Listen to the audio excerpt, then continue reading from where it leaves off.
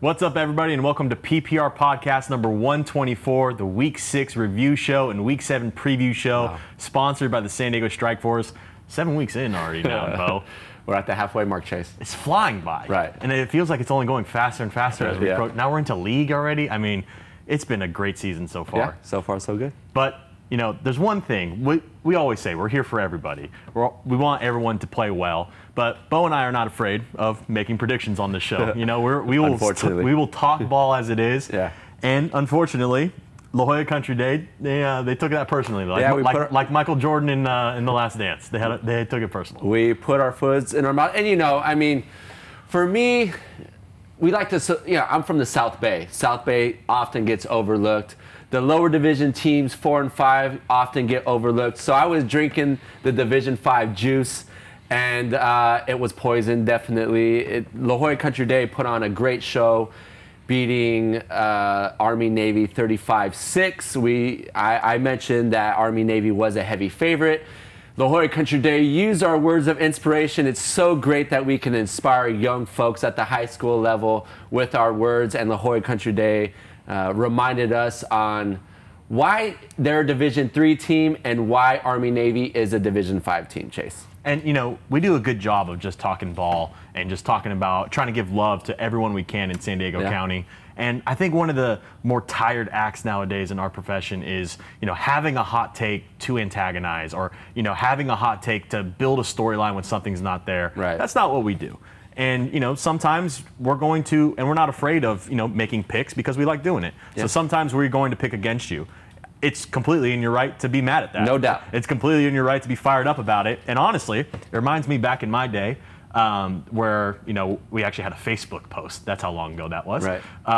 It was a Facebook post from a team, I'm not going to name who they were, where the players and the coach, one of the coaches, was talking smack about us. And I don't know who posted it in our locker room on a piece of tape around the locker room door, but we came prepared that day. And it just that small piece of paper can change the outcome. So it wasn't our intention to inspire the Tories that way, but it sounds I also think it's really awesome that a team— people listen to us, one. They listen, yeah, that's the main thing. We're actually getting traction. Right. But two, that like they can take that and then show themselves of who they actually are. So big shout out to the Tories. Congratulations to the Tories on a great win. Madden Craig continuing to play well. 145 total yards, 2 touchdowns. Jack Circuit, 89 total yards and 2 touchdowns. We talked about Army-Navy being the complete defense. It was the Tories who were the complete defense in this one. Isaac Grossi, 10 total tackles. Madden Craig getting 8 total tackles and an interception. And Santiano Grasso with an interception as well. Huge for the Tories. Now they move to 5-1 on the season. You know, when you look at that team, it's always going to be Jaden Mangini that we notice first, but they really are well balanced, and especially on the defensive side of the ball, they showed that they were well prepared for Army-Navy. That's a quiet 5-1. Yeah, by the way. We haven't talked about La Jolla Country Day enough, and we will talk about them more as the season goes along. And they're the heavy favorite, and they're the heavy favorite in their league right now. I like what you did there, Bo. Yeah. But the team that obviously now the Tories have been quiet. Who hasn't been quiet is Lincoln, and rightfully so. 6-0 after demolishing Inglewood. 56-6. I saw on Twitter, forgive me, I forget who it was that said it because I saw it late at night on Friday night, but someone from Lincoln said they planted the flag at our 50, so we gave them 50. If there's nothing that embodies who Lincoln is, it's that right there. Gave him 56. That's a bold move, Cotton, if you're starting off, you know, you're going to Lincoln, a team that's been flying, and you want to poke the bear. Yeah. I mean, Inglewood's got it coming, man. Well, it was Coach B on Twitter X, however you want to say it. He said he had a big pregame speech before the game and saw Inglewood fly out to the 50 and plant their flag on the logo. And he said, you know what? I didn't need to say anything after that. That'll do it. So thank you, Inglewood, for you talking about putting your foot in your mouth. They did that, or putting a flag in the mouth at that point. It was a great job by Lincoln, right? Way to rep for the county. Way to rep for the city. Statement made. Yeah, right. Statement made. I think it was Prime who said it. I don't need to talk because my game too loud, and that's what Lincoln did on that night. They have now the longest winning streak in the county at 18, and it looks like it's going to be continuing at that mark. And we'll get into our top 9 later in the show. But Yeah, Lincoln is definitely a team that is going to represent San Diego very well throughout the season. Absolutely. And, you know, I was a little bit concerned with Lincoln, mainly because of how great they were last year. Yeah. Their defense was phenomenal. Offense was great because they had Roderick Robinson, but also being a very good all-around team. So coming into the season, I had such a high standard for them. And when I saw them, you know, it was 7-on-7. They were still working out the new guys, getting into the system. So I was a little bit concerned with them. I have no concern over this team going forward, man. They are fast, incredibly fast, and this defense is scary. Yeah. Jerome Roberts might be the most terrifying player in this county. I mean, he's an animal out there. He popped the quarterback from Inglewood so hard in the shoulder that he was just out for the game after that. He flies around to the ball. I love the sounds of the game segment that we had. I agree. You need to listen to that. I was cracking up the whole way. It was a phenomenal one. But also, Akili Smith Jr. continues to ball. 11 of 18, 246 and 3 touchdowns. Aiden Jackson, I feel like we don't talk about him enough. 11 carries for 118 yards. Too many and a guys touchdown. to talk about on exactly. LinkedIn. And like, it's a good problem to have. It's either Drayden Gardner has a great day out there, or it's Isaiah Grant who had a great game in this one, or it's Mekhi Gray, and they're all just so fast. And it helps when Akili's just throwing dimes to them. They are going to be the toughest team to beat in the county. Smith leads Division I in passing with over 1,100 passing yards, and due to it, Gardner and Grant are top 5 in Division I in receiving yards. So, and we want to talk about the guys at the top. Aladar Herrera, 8 point-after attempts in this one. He is 3rd in the country in point-after attempts. He's got 38 through 6 games. Number 1 has 45, but he's played 7, so he's got the game in hand. Let's get another 7 touchdowns here. Let's get Aladar to the number 1 kicker as a junior, as the number 1 kicker in the nation. That just sums up how great this offense has been for Lincoln. In close games, those extra points matter. Oh, yeah. So that's huge. Yeah, big time kicker. No holes for Lincoln right now. And we talk about what was the game of the week.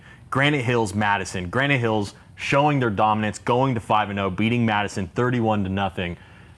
This is all about, in my opinion, is about the Granite Hills defense. You know, we've talked about Madison's offense not kind of struggling at times, but really that defense it can have those games where it can shut down even some of the best of teams. But just a dominant performance all around. Brendan Lewis was great. He had a great soundbite in the game as well at the end, talking about, you know, we are arriving on the scene, because I think there's still some people who are like, okay, you know, how good is actually this Granite Hills team? Yeah. And now getting a revenge game for them against Madison, where it kind of just all went wrong for them at the end last year. I think Granite Hills is slowly climbing up and up more. We know they basically have to win out if they're going to be going to the open division. So it's huge for them, every single win that they get. Yeah, it's crazy that you mentioned that whole open thing, and we'll get that into, like I said, later in the show. But second longest winning streak. We talked about Lincoln, longest winning streak. Granite's at 14 games in now after winning the state championship last year. And this is a team that's flying high right now. We know about their defense. They are led by their defense, helping out their offense. You know, when it comes to Benitez, he's a freshman quarterback, but he's efficient, completing around 66% of his passes. The dual-headed monster in the backfield of Jackson and Turner have lived up to preseason expectations. It's and another example, we talk about those top 4 and the drop-off from 9 through 10, or from 5 through 10. And just another example, this game was here today, and the disparity between the talent of those top 4 open division teams and Division I teams. I think we are starting to see a little bit more of separation and we kind of get shocked by it. We're like, okay, this team is playing well, and then they play someone who is that next step up, and it's like, okay, we're starting to see the gap in the gulf in the two teams, or the sections of teams. I think Granite Hills is pulling themselves into that spot. They're right there with Helix for me. I still have Lincoln and Carlsbad in that top. Right. We'll get in the top 9 in a little bit. Yeah, and Granite has the size and athleticism to be they there, really do. So there's no doubt about it. And for me, I'm always big in the trenches. They're great on both sides, and it helps their offense so much. They can beat anybody if they're playing Paul like and that. Burt were really big on that for the game of the week. They were talking about Granite's size, that they don't remember that much size in the trenches. You're looking 2 years back to that Cathedral State Championship team when they had Lucky Sutton. Absolutely. And now we have to talk about a huge win for West Hills over El Cap. 4-1 on the season now for West Hills. El Cap has fallen to 3-3. A little bit of a stride here after going off to a great start. But Colin Dill, great two-way player for West Hills. 128 total yards, 2 touchdowns, and an interception. He balled out. And where do you see this West Hills teams right now? Because they really have flown under the radar because they don't have like the big flashy player like we see like most teams have. Right. But they really are competitive with everybody they play against. They now joined 3 other teams in Division III with 1 loss, La Jolla Country Day and Mission Bay. So this is a team that is ready for league play. However, their league play is Grossmont Hills, and they have Granite and Helix on the docket. So we're going to learn a lot about this Wolfpack program. It's their ground game that really gets them going. And when you play against tough defenses that have a tough front 7 in Granite Hills and Helix, we're going to get a good idea of what this Wolfpack program is about. Definitely on the ground game. Diego Calderon, 16 touches, 191 yards, and a touchdown, adding on with Dill on the ground as well. Right. You know, it's so tough to beat teams like that. Obviously, you don't want to become fully one-dimensional on the ground game. If it goes wrong, you need to, adapt. But when you have that team that can just run the ball down your throat, it's very tough to beat. And West Hills is proving that. They're going to get into league play. We're going to talk about that league. It's showing to be one of the best leagues in San Diego right now. But, who knows where the Wolfpack might go. They might go on a big run like we've seen them do in the past. But now we get to the game you covered. 2-3 Mater Dei Catholic now with their 23-14 win over St. Augustine. St. Augustine goes to 3-3. What was your biggest takeaway from what you saw? Yeah, this was a playoff atmosphere. And Saints came out pregame. We talked about Inglewood. They weren't to the level of Inglewood coming out in pregame, but they were darn close. They were coming out. They were saying unsaintly. It's football, right? you get pumped up. You get excited. A lot of energy. It's a Catholic school versus a Catholic school. A classic game in its own right. 2 around top 10 teams going at it. And Mater Dei put it to him on both sides. Johnny Scott and Joey Castillo stood out to me on defense. Both sides were laying the lumber, big hits, but those 2 guys on the defensive side, undersized guys in the secondary laying the lumber. We think of like Granite Hills secondary guys coming up and making big plays around the line of scrimmage. That's what I saw in Castillo and Scott. Jordan Jackson, the running back, opened the game with that big 59-yard touchdown, really set the momentum for that game. But Saints responded on back-to-back scores for Mater Dei. Mater Dei went down and scored. Saints came back, 7.5-minute drive. Mater Dei scored. Saints drove back down, 5-6-minute drive. So 14-13 at the half. It was a close contest, but Mater Dei really put it on them in the second half. That game was won in the second half on the defensive side, not allowing big plays. Talking to Coach Joyner before the game, he was weirdly just satisfied, not satisfied. He was weirdly relaxed. We know Coach Joyner, very intense on the sideline. He was calm, cool, collected. I asked him about, the start of the season. We've been here before. Any team that plays against Cathedral, the big teams in Helix and Carlsbad, a lot of those teams in Division I are going to get beat the same fashion. So not that he was satisfied with those outcomes, but he understood the talent that they played against. They have the toughest strength of schedule in Division I, and it showed here this week or last week against the Saints. And it's such a huge win for them because we talked about they really do need to get going and they need to have that statement win against one of these D1 teams, and they get it against Saints. And I know especially that must be great for Joyner and obviously my cousin Jared Izidoro, both former Saintsmen. So I know that's a huge win for them to beat their former high school. But really for these kids, to be able to show that they have that defensive capability, because when you get those big blowouts like we've seen those first couple of weeks, you start to question yourself and you start to question how good actually are we. You lose your confidence, but you go against a Saints team who's very capable. Like you said, they've been playing well up to that point. They get scored on, they can drive right down. We've seen it from their run game, we've seen it from Brady Palmer as well, and for them to shut them out in the second half to get that win, huge win for Mater Dei, and it's going to catapult them going into league. Kudos to Coach Joyner. The way I experienced Coach Joyner's feelings before the game, that's how Mater Dei played during the game. It was a great replication of that. Big win for Mater Dei. They are the kings of the South. But other games to talk about in the South Bay from the Metro South Bay teams.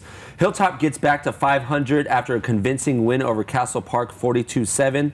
Lancers have outscored their last 2 opponents 85-7. Quarterback Isaac Nones has been impressive in the last 2 weeks. The dual threat quarterback had 3 touchdowns, 2 passing, 1 rushing on Friday.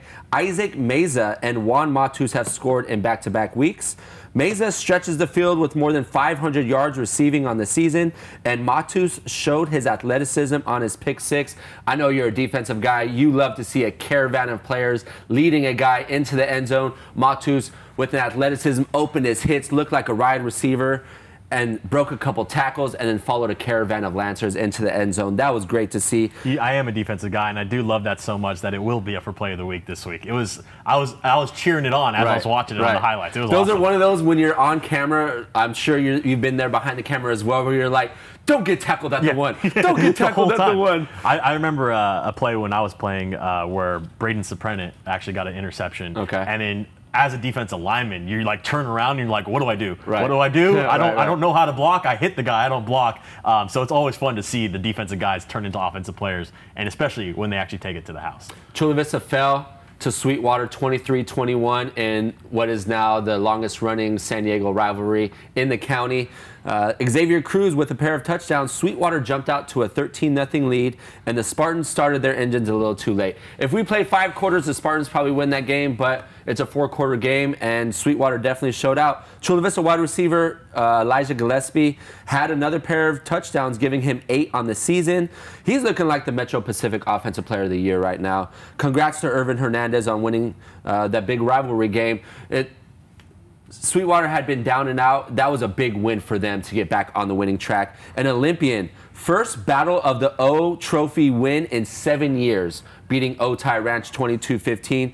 Great win for first-year head coach Brad Carter, as the Eagles have now won their last 3 out of 4 games, and Montgomery gets back on the winning track. After their tough loss to El Cajon Valley, winning their last 2 games, outscoring their opponent 122-22, sophomore quarterback Andy Deonda is finding his groove, throwing 5 touchdowns against Canyon Hills. He started the game with a 26-yard dot to Raul Moreno, splitting 2 defenders. Wide receiver Eric Brown had a career night. The speedster, 100-plus receiving yards and 4 receiving touchdowns. They get a bye week and a show-me game against Mater Dei, so they'll have 2 weeks to prepare for the Crusaders. Those wins makes the Metro South Bay that much more interesting. 3 teams now: Montgomery, Hilltop, and Olympian, all 3-3. Sioux High win gets them to 2-4. So that's going to be a fun Metro South Bay down the stretch. You know, it's been incredible how much we've been waiting for league play, because we look at the Western League, we look at the Avocado, but there's so many other leagues now that, like, everyone's kind of coming into their own. And, you know, obviously some leagues are different, but there's a lot of teams where everyone in the league is on a hot streak. Everyone's playing great, and now they're matching up against each other, which is what we've been waiting for. Yeah. I mean, might as well just get right into Week 7, the previews. Game of the week, this is one that I've been waiting for both sides. 5-0 Carlsbad at 4-1 Mission Hills. A huge game. I want to see just what Mission Hills can do against Carlsbad. You know, I'm still so uncertain on Mission Hills, because you see the quality, you see the capability, but the play hasn't exactly been, like, you know, clean. It hasn't exactly been the top level that we think they're actually capable of. I think they can force the issue, though, against Carlsbad. I think it's going to come down to stopping Mason Walsh running the ball. Mission Hills has that capability with the guys they have on the defensive side, with class. But if they don't stop that running the ball and they just let Sayin work off the play action like we know he can, it's going to be a long day for them. But really what I want to see is just how well can Troy Hume play against this Carlsbad defense. Because from what I've seen, he's looked better every single week now that he has been the starter since that Week 1 game against Granite. You know, he does have now Keaton Smith playing as wide receiver. They kicked him out wide. He looks like a great weapon out there. I think Mission Hills has the capability, but Carlsbad has just been rolling, and they know that now they're getting into this league stretch. They have to run the table to prove that they still are the top dogs in the Avocado. Mission Hills is going to need to put pressure on Sayin. There's no doubt about that. You got to make him uncomfortable in the pocket. And he's been clean up until this point, over 1,000 passing yards. I want to say a country best, completing 79% of his passes is definitely a county best. I don't know the stats countrywide, but 79% is a mark I've never seen through 6 weeks. 13 passing touchdowns, 0 interceptions. You talk about the play fake, and it's been effective. Mason Walsh, 485 rushing yards. He's averaging 10 yards a pop right now. And Josh Ball on the outside, 26 receptions. He's been Saints' top target. So this offense is rolling. But for me, it's the defense. They have no holes on the defensive side. And it's the senior leadership from Thomas McCormick, Luke Farrelly, who's going to Stanford, Damon Ivey, who's one of their leading tacklers, and up front, Jude McClellan, who's really plugging a lot of holes. Class is going to need to play out of his mind this week, and Mission Hills is going to need to rely on their bigs up front and their big players. This is another game where that separation from those top 4 teams to those 5 through 10 teams, I think this is going to be another example of that. But Mission Hills is always well coached by Hauser, and he gets his boys ready for big games. Yeah, they're definitely going to be well prepared for them. It's just going to, in my opinion, it will come down to that Mission Hills offense against Carlsbad defense. Can they put up the points? Can they? Yeah. Because, there is potential there. Carlsbad does apply a lot of pressure, but if Mission Hills gets on a roll, they can keep up with the Carlsbad offense, in my opinion. Mission Hills' defense is great. I just think the Carlsbad offense is probably maybe just a little bit too much for them, but we're about to find out, aren't we? And special teams also. Yes. When the offense, you have the disparity from one offense to the other, defense and special teams really play big, and Mission Hills is going to need to do that with defense and their special teams. And another avocado matchup for the North County game of the week, 3-2 Poway at 4-1 La Costa Canyon. Poway is very much a scrappy team. We've seen that in their wins against Ramona and RB, but I think La Costa Canyon is just a little bit too much for them right now. They have a little bit too much weapons on the outside offensively. We've seen how well their defense has played as well. I'm favoring La Costa Canyon. Here we go back. Yeah, here we go back to the same thing. I'm feeling Chase. it too. I'm feeling. We're about to be in the Poway locker room, aren't we? Right. But I'm feeling La Costa Canyon puts up some big points here. Yeah, they're going to take us to the woodshed if we get this one wrong, because Poway is a well-coached team by coach and Poway alum Kyle Williams. This is a scrappy team. They're big up front. They play well in the trenches, and that's how you win a lot of high school football games. But LCC, more balanced on offense, and their defense has shown the ability to not allow a lot of points and not allow many big plays. So Poway, they know they go through the run game. Their quarterback has shown the ability. Ty Hurst has really come into his own. I remember saying that last week as well. He's playing well right now. 8 passing touchdowns, only 2 interceptions. He's going to need to play big here today. We know LCC can put up points. I see a double-digit win this week, but Poway is that program that can definitely remind us of who they are.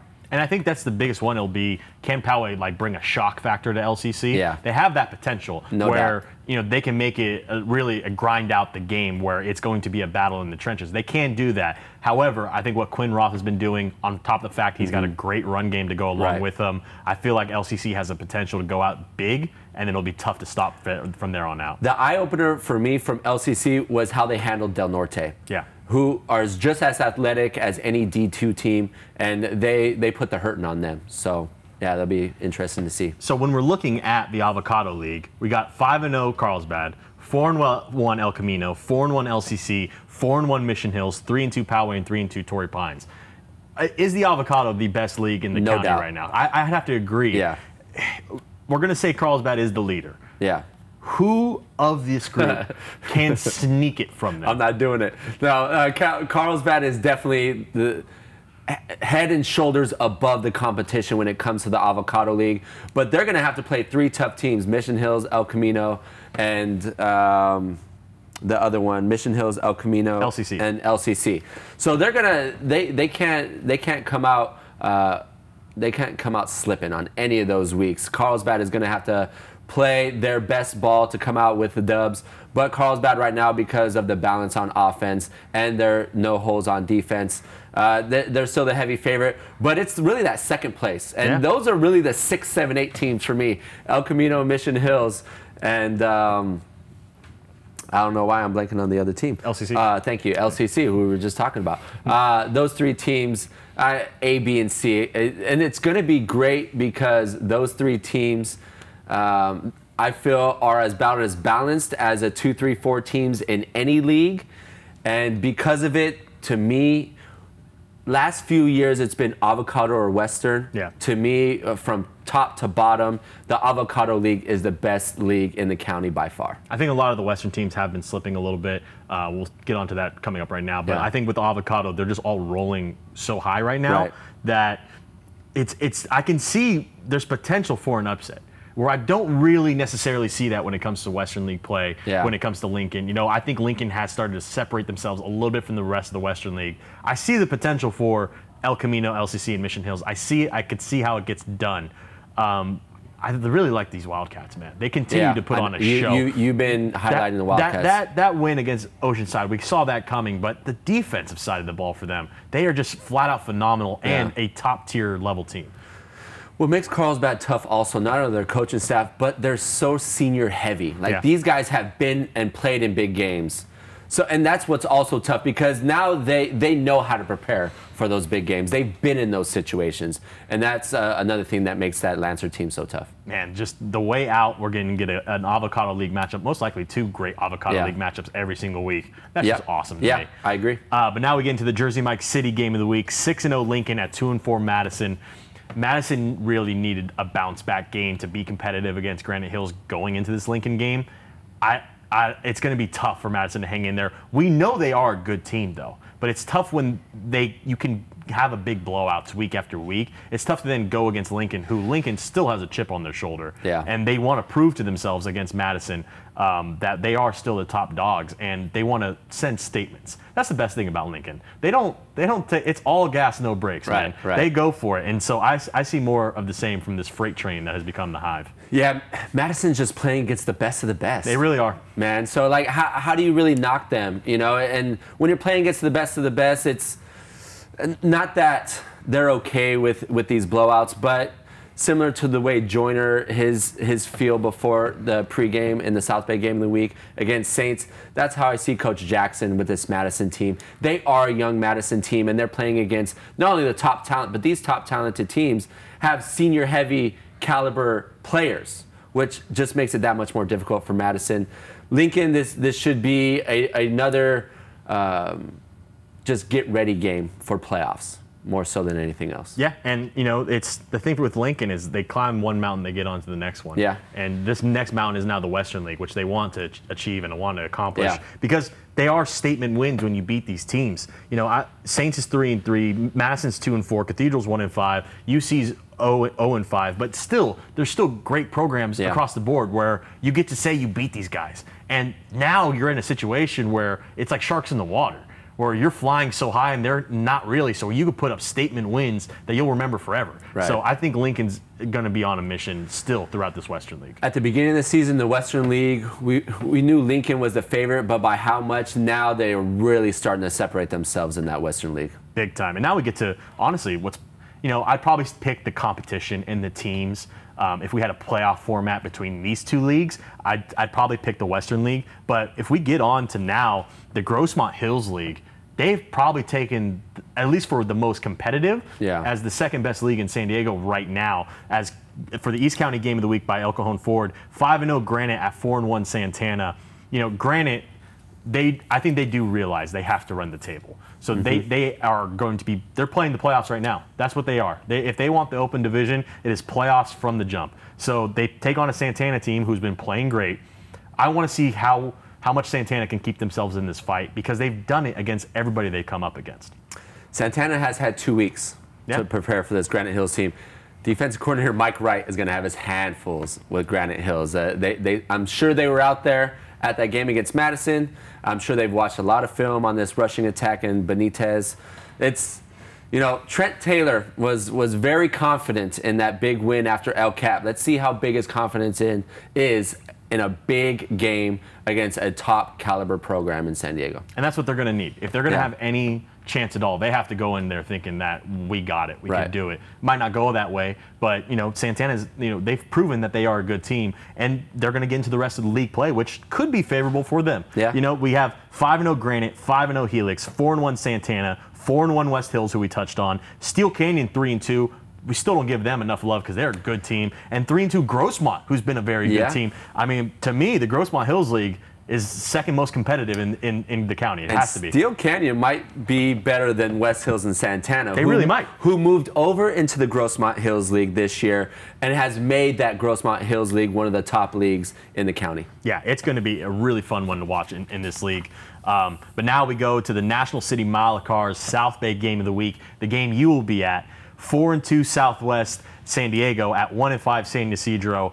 I have to say it now because we have turned over, but the Autumn Wind is a Raider. And I feel like the Raiders have a chance to make a statement as they head into the Metro Pacific League, where they look like they will be contending with Chula Vista for that league title this year. Southwest, and this is why I love sports, right? Whenever you're in a situation, it always seems like, just in life, right? You're in this situation, your previous experiences have allowed you to conquer this moment. Southwest, at this point in the season last year, 4-2. They're 4-2 now. Coach Cruz returns in his 6th year as head coach. They went 0-4 in league play last year. They now start league. They have a refresh, a reset, and it's looking good for them. The Raiders are led by dual threat quarterback Justice Pidgey. 10 touchdowns in 5 games. They haven't updated their stats from the last game. 618 passing yards. Leads the team with 245 rushing yards. Pidgey's favorite targets are Jalen Garcia and Andrew Moreno, who have 11 receptions each. Garcia also leads the team with 24 tackles, and Deshaun Robinson has 3 of the team's 6 interceptions on the season. The Cougars are also led by a dual-threat quarterback in Dario Garcia. The sophomore leads the team with 6 touchdowns and is second on the team with 325 rushing yards. Senior Omar Vargas gives the offense balance on the ground and in the air. He has 39 touches for 428 yards. He's also second on the team with 50 tackles. Sophomore running back Nathan Lintag leads the ground attack with 52 carries for 345 yards and 2 touchdowns. Jane Dominguez has been a force on the defensive side, leading with 57 tackles and 5 sacks on the season. Whenever we put this Cougar team out, what did they do against Hoover on a Thursday night? They beat a program that we can talk more about, right? So that was their only win coming into this one. Now that we're talking about Southwest, they might come back and remind us that this San Ysidro team is worth talking about, a home game for them. San Ysidro beat Southwest last year, 12-6. I see a similar game. If San Ysidro is going to win this game, just like they beat Hoover, it's going to be a low-scoring game. But I think the Raiders, after last season, coming into this season in a very similar situation, I see them responding well in this atmosphere and seeing them pulling out the win against Cedro. Yeah, I think the Raiders are on to a mission to win it this year, especially how prime they are in the league. They're 4-2, Chula's 4-2, Castle Park 2-4 coming in, Mar Vista 1-4, and San Ysidro 1-5. Not teams that have been flying high. Obviously, a lot can change in these South Bay leagues. But I think the Raiders have a chance to where, we can go on a run and we can actually win it this year. That's why I'll say again, the Autumn Wind is a Raider. So it's when we're getting into fall now. I feel like the Raiders, especially they played such a good game against Claremont, and I think they have the capability of being a very good team this year. If there's one other game you're looking for this week, which one are you looking at? I like Kearney Hoover. Central League matchup, 2 teams that are at the top of Division 5. To me, this game will decide the Central League winner and a possible bye week in Division 5. For me, my underrated game of the week, there are 5 undefeated teams left in San Diego. We've talked about Lincoln, we've talked about Carlsbad, we've talked about Granite, we've talked about Helix, but 5-0 Brawley Wildcats. Unfortunate that they're in the Imperial Valley and out in the desert. We cannot always go out there to watch them, but we will get to watch them because they're going to be playing right here off the I-15 as they take on a team that's been soaring in Scripps Ranch. Brawley is led by dual-threat quarterback Matthew Gutierrez, who already has 1,000 total yards and 17 total touchdowns, a 2-headed monster in the running back field between Zane Richards and Matthew Moreno, as well as Alec Valdez and Christopher Camille on the defensive side of the ball. They've been balling out. Scripps Ranch will be a tough test for them because Scripps Ranch has been playing phenomenal, and they seem like they're in scrappy games every single week. But this could be a huge test for Brawley to where they can, once they get into league play, they might go on an undefeated run. So that's the game I'm going to be looking at outside of the games of the week. Brawley's one of those programs that, hey, why aren't you talking enough about us? We feel like we're being overlooked. This is a game where you prove yourself against Scripps Ranch. Absolutely, I agree. Well, I think it's about time we get into our top 9 now. So got a few minutes. yeah. For the top 9, I've been sticking on Carlsbad as 1 for this whole season. Are we switching? Do I hear an autumn wind flip? It's an autumn wind flip. I got Lincoln as 1 now. Okay. All right. Convincing win I've been on saying Friday. it's been 1A, 1B. I still somewhat feel that way. Yeah. But I think Lincoln might be pulling themselves a little bit further to 1 by themselves. And it's nothing against Carlsbad. Obviously, they're on a bye. They didn't do nothing. They didn't do anything wrong. Right. But the speed of this Lincoln team, it's crazy how hard it is to stop that. And it's crazy that you have to have those guys that are that athletic just to keep up with it. And I think they're going to be a problem for a lot of teams. Obviously, I got Carlsbad at 2. It's going to be a huge game for them against Mission Hills. At 3, I had Helix last week. I got Granite Hills. Oh, I think okay. if we're looking at them, Helix's defense is very, very good. But Granite Hills' defense is top tier, in my opinion. Okay. And they're so hard to play against because I can see more quotes up in the locker room for Helix. They hit you so hard. Oh yeah, that game's. I'm going to be on Helix's locker room. I understand. That's when you know you made it to the big league, Chase. But I honestly think there's more of a closer battle for 3-4 than there is. I feel like than it is 1-2. I think Helix and Granite can flip because you have a dominant defense in Granite with a very, very good offense. Okay. And now you have a dominant Helix offense with a very good defense. It's hard for me to pick which one it sways, but I lean a little bit more on the dominant defensive side because they can be the disruptors that take you off your game.